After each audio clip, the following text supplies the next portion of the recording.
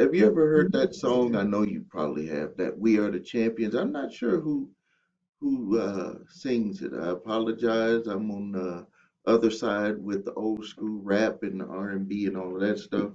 But that "We Are the Champions" song, and what I have here in my hands, I can't show you the person's name, but I could tell you that Citibank, one of the summons responses that we assisted our client with making, we got a final order of dismissal, and the debt collectors was the well-known national debt collection firm, which is one of the biggest. I'm not going to mention their name here because I don't want to be one of those people spiking the ball and then bringing attention uh, to our company to where they want to fight harder against our clients. We want them to just continue what they're doing. And let me see what this one, the value of this dismissal, because one of the things that I had never really did, and I started having my employees do this probably about 6 months ago, is we never did ask people for to do a review or thank you or send us the documents. We would just be happy that they had, had either dismissal or that their credit was repaired. We didn't want them to have to like blast it out to everybody, but people were like, "You don't have any reviews," so we just started having people put the reviews. Now, for this debt here, this is with a major credit card company, major bank. The debt amount was $8,356 and some change. $8,356 and some change. The cost of the service to provide what we did for this individual was only $249. So I think that that was a big win for this individual. Let me put this amount on here because I didn't put that on my notes here. So we got $8,356 and some change. You better believe that this gentleman was very happy, and I wish him well moving forward. It's like getting a fresh start. Something that came to my mind. Something that came to my mind. Let me tell you something that came to my mind when I was making a video today for my marketing company. Just in case, if you don't know, I do have a marketing company where I do help business owners generate leads and make more sales. And I was thinking, because I had got a lead from somebody, like there was a person got on my list, and immediately they were talking with the automation. I show people how to put automation in place to kind of make your business work more efficiently. But the person said something in there in the chat area, and was like, "How much is it?" Uh, I can't afford it, even before knowing how much the price was. And I was like, I cannot convince you to buy anything.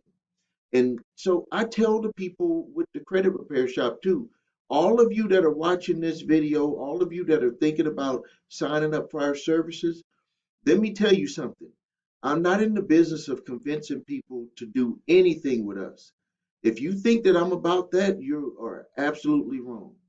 What I'm in the business of is helping people avoid certain situations when it comes to their credit and debt.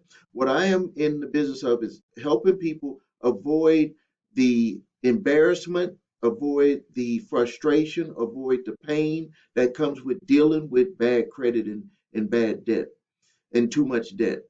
I learned a long time ago.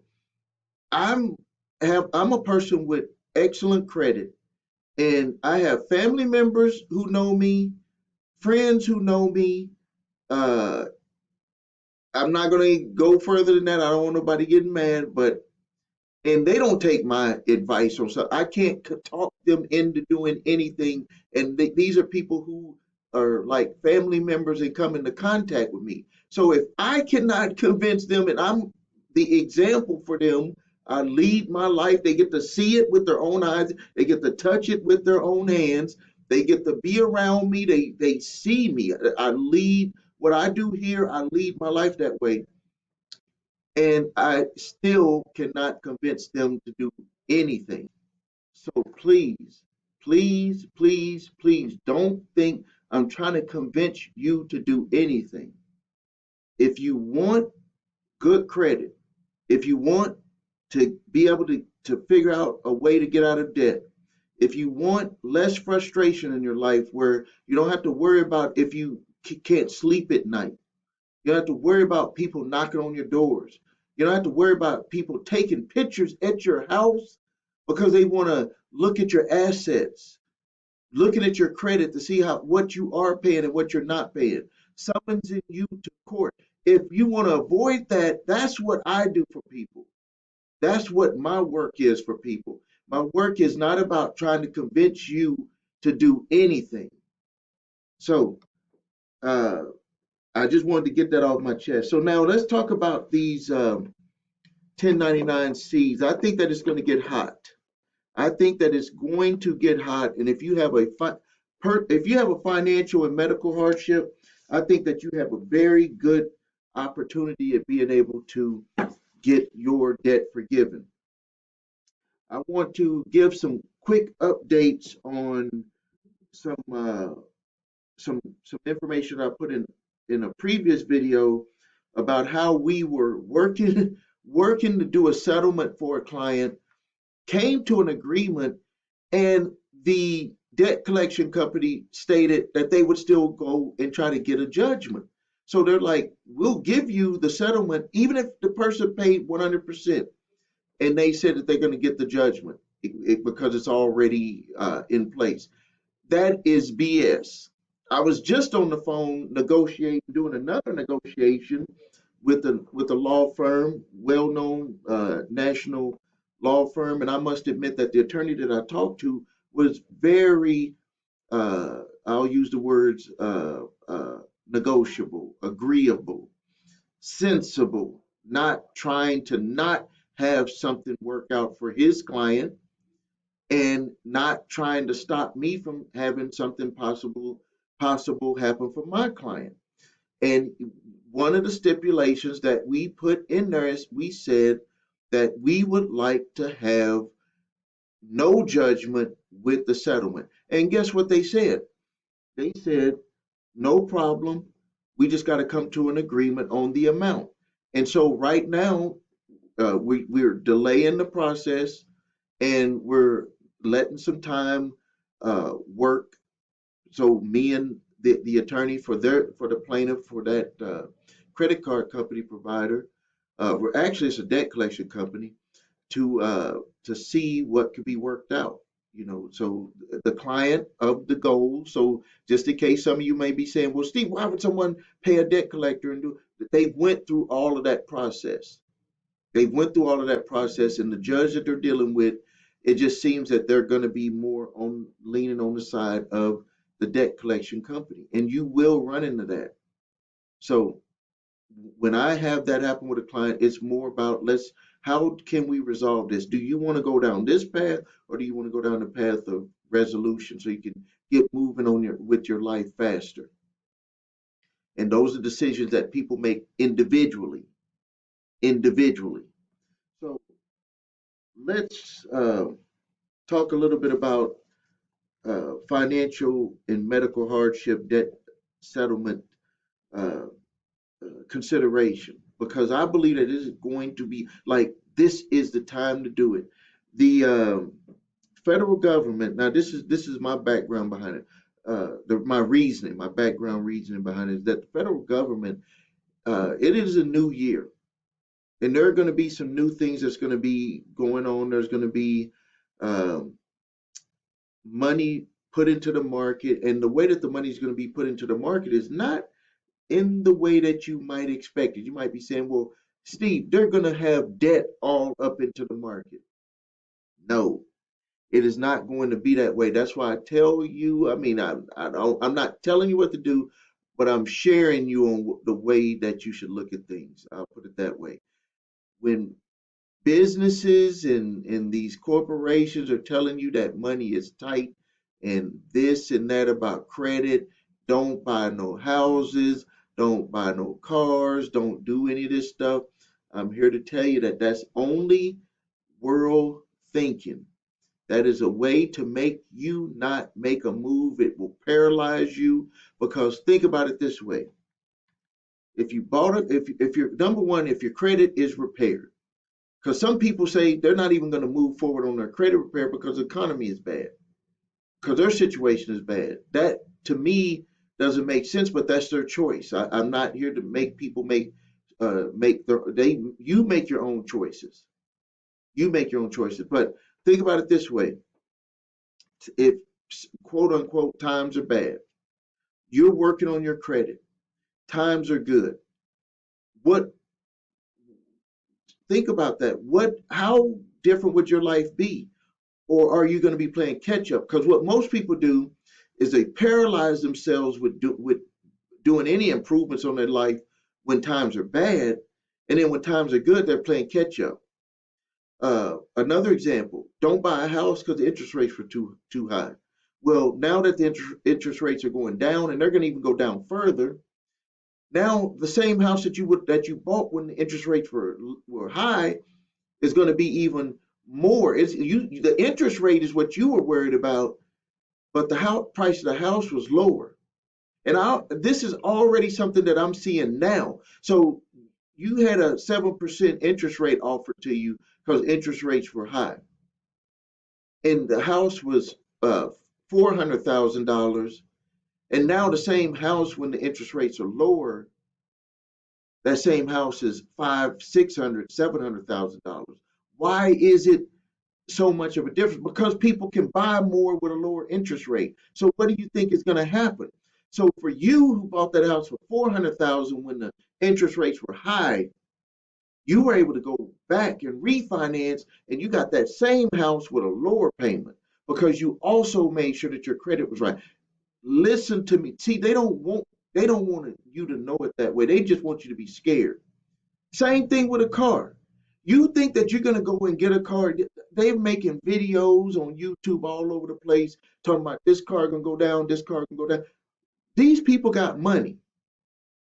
These car companies, they are not like bootstrapping their business. They got money. And trust me, those cars are going to go up. Those cars are going to be sold. And let me tell you the reason why. Because people are going to pay for what they want. And these companies are in the business. You see, this is what you need to understand. I'm talking to you. This is what you need to understand.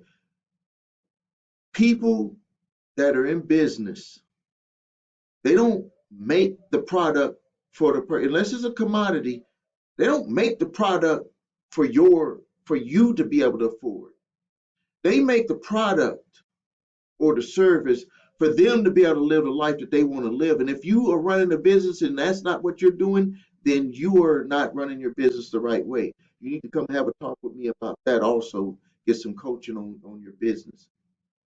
So you go to Mercedes Benz and you want to get a Maybach. They don't bring the price down to you to be able to afford it. You bring yourself up to the price to be able to afford it. And the only way and there's plenty of them being sold now. There's plenty of Rolls Royces, Maybachs, Mercedes, all types of cars are being sold right now when everybody's supposed to be saying that everybody is struggling. What this is what's happening is there are people struggling, but there are people that are also not struggling. And there are people who used to be struggling that worked their way out of their struggle and they're making a lot of money now too. Or they're just very comfortable.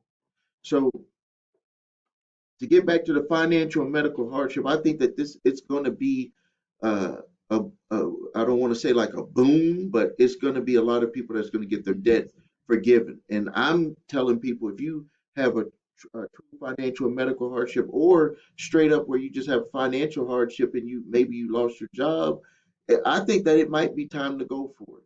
I think that it might be time to present it because even if you present it and they give you settlement offers, you're still in a better place than you were before. And the reason why I believe when I said that there's going to be a lot of money that's going to be coming into the market, it's not going to be where the government is throwing the money into the market. Where the money is going to come is because the companies are going to be able to refinance off of the debt that they have at a lower rate. So just imagine, just like a business is just like you. A business is just like you. If they went out and got loans at higher interest rates, and then they go get a loan at a lower interest rate, they automatically have more cash flow. When they have more cash flow, they do more lending. When they do more lending, they are able to write off even more of the debt that they just like, hey, we don't even want to go after it. If we sell it, we sell it. If we don't sell it, we just do a 1099-C and get a full write off because their profits are going to be soaring. I was watching CNBC and they were showing where the banks are making a killing, and that is the higher interest rate. How much money do you think they're going to make when the interest rates go lower and more people are going to even jump into the market of buying stuff? People are still buying stuff. Don't be fooled. So if you're going to present a financial and medical hardship, let's walk through it real quick. First thing you need to do is you need to line up every debt that you got and find out who owns it, who doesn't, because whoever's coming after you for the debt is who you're going to be sending the hardship letter to try to get the debt forgiven.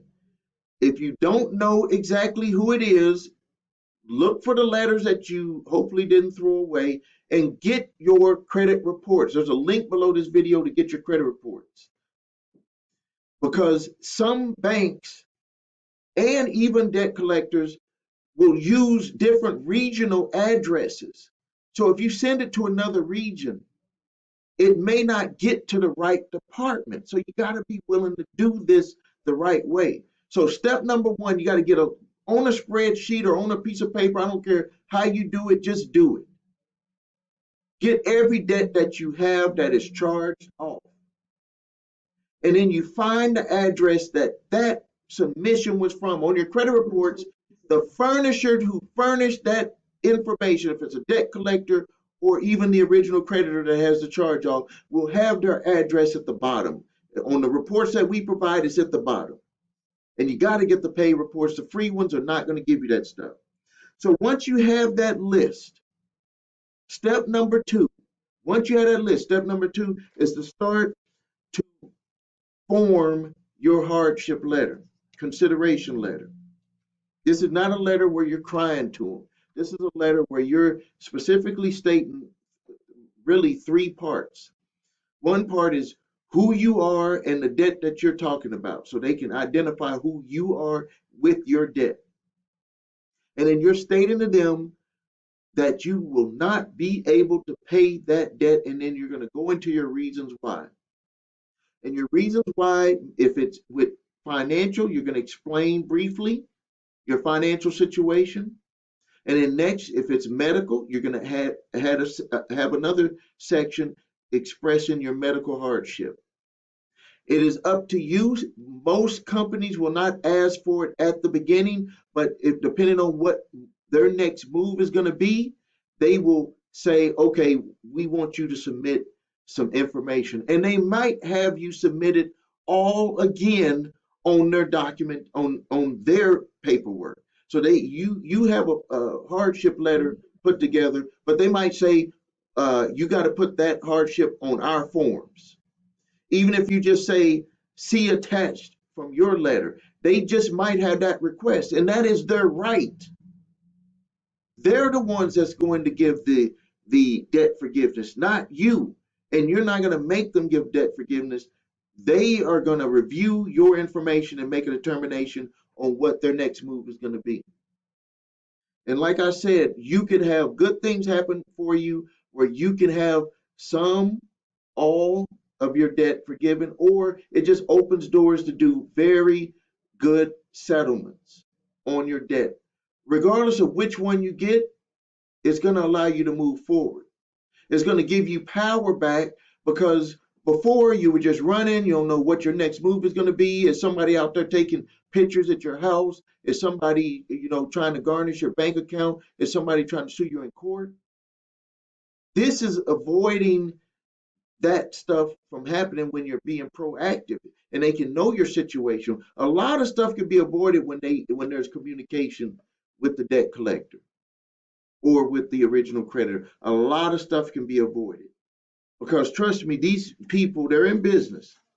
And I'm in business too, and I can tell you that as a business owner, you don't like chasing after where there's no payoff in the end. You just don't like doing. Don't want to spend more money on money that has no possibility of coming back in.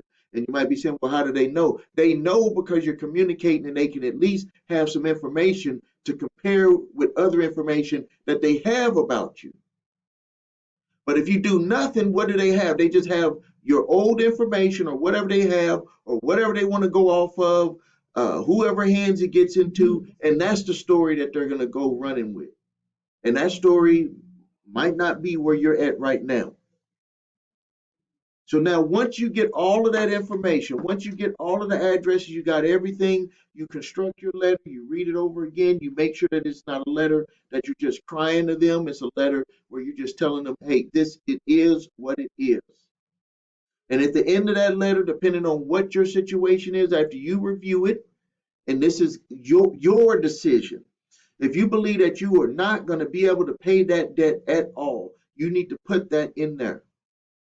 So if you believe that after you read your letter and you close it out that you just will not be able to do it, and you're honest and upfront with yourself first, and then you're putting it in writing to them, then that's what you put. That's what you put. But if you feel that you just needed to open up doors to other possibilities, and that's going to be what's in your heart on how you want to move forward, then you need to put that in there. You need to put that, debt forgiveness, but if possible, maybe my situation in the future we could work out some sort of settlement. But if you cannot do settlement, if you are trying to get back on your feet and you just cannot do it, you need to not be afraid to say what it is and put it in the letter. That's the way, that's how I'm telling you you should move forward. But that's going to be your decision, not my decision to make for you, not someone else's decision to make for you. That is your decision to make for yourself. And then after you get all of them put together, your letters, you put them individually in their own envelope, and then you send them all certified mail to the addresses that was listed as the furnisher from your credit reports. Or if you got a verifiable letter that you received from that individual credit collection agency, or the you got it from your letter that you got from the last charge off notification from your original creditor, use it and send it to that address. Now, some of the companies might try to say that this department does not exist. I invite you to go and seek out those departments. Those departments do exist, but here's the problem: is that people don't know how to get to them, and people don't know how to even talk their language. So what I mean by talking their language, what I'm telling you in this video is how you speak the language of people who is going to take your information, read it and consider it, and have to take it up to someone to sign off on 15,000, 20,000, whatever amount of debt to sign off on it. To be able to get that done, you have to speak their language. And their language is not to cry about the debt. Their language is that this is the situation, this is what we're facing, and do we want to spend more money to go after this individual? That's their language. And so to be successful with this, you got to find a department. I show you how to do that. You have to craft your letter the right way, or I just explain how to do it in this video. Craft your letter the right way, close it out the right way, send it out the right way, and track it so you know that they got it. And then you have to wait. And you have to wait for them to determine what they're going to do. And you might be saying, well, how long will it take? It's going to take as long as it takes. But I can tell you, if you do it that way and you send it that way, you're going to get some sort of response. And from that response is going to be the next steps that you take. I'm waiting for someone who will just take it upon themselves to do this. I have a program that I do make available, and the link is below this video. And people are actually doing it right now. And I'm waiting on them to send me some testimonials because it does, to me, if you have 10 debts and they forgive one debt, if they forgive one debt with that amount of money that they do, that's relief. So don't think that you got it, that like for your success, for your good to happen to you, that it has to be a total wipeout of everything. That no, you don't even put that onus on yourself when you're going to work that you got to be 100% perfect. So why would you put that onus on yourself when you're putting something like this together and think that you got to, have a strike like you at the bowling alley and you're going to knock down all 10 pins? Don't put that type of pressure on yourself. What you should do is you should just understand and come to the realization and put it in your mind what you want. What do you want, and how do you want this to work out for you? And then you just put that on paper the way that I just talked about earlier in the video. Rewind it if you need to do that, and just see what happens. All right. I want to thank you for your time. If you need help with your credit, please visit us at thecreditrepairshop.com. Watch the video, What Makes a Difference, so you can see my 8-point validation process, my 2-phase settlement process. If you need your credit reports and scores, go to the website, yourorder3scores.com to grab your TransUnion, Equifax, Experian credit reports and all 3 scores. It will also have the furnisher addresses on there. Next, if you have debt collectors coming after you, I always have my 3-pack of letters. I do ask for a donation on those, but it will save you time, money, and frustration. That's what the whole thing is all about. And if you want to get the uh, financial and medical hardship course, link is below this video. Uh, Very reasonable price, and I show you step by step what to do. It won't take you too much time. I'm just going to show you straight up what to do, no fluff in it. Thank you for your time. Please post your questions and comments. This is Stephen A. Williams, president and founder of thecreditrepairshop.com.